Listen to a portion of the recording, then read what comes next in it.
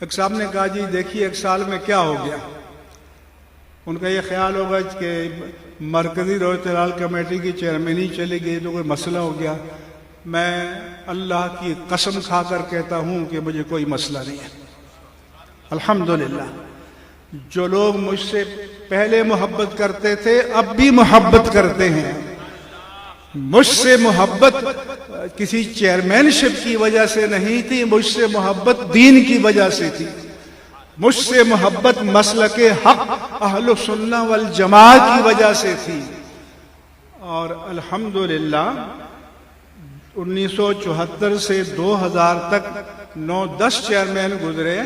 2001 سے 2020 تک میں نے کام کیا ہے اور کلمہ حق بلند کیا ہے. کسی کے آگے سرنڈر نہیں ہوا.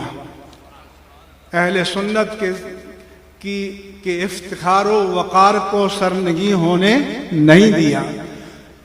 حکومت سامنے MMA کا زمانہ تھا، ANP کا زمانہ تھا، لیکن الحمدللہ علی شانہ میں اللہ کی ذات اور اس کے حبیب مکرم صلی اللہ علیہ وآلہ وسلم کے توسل پر اعتماد کرتے ہوئے کھڑا رہا.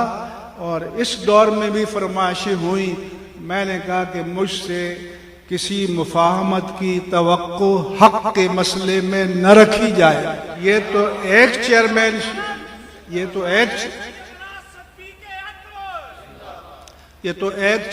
شپ ہے. 1 کروڑ چیئرمین شپ بھی ہوں تو میں کروڑوں مسلمانوں کا روزہ برباد کرنے میں شریک نہیں ہو سکتا.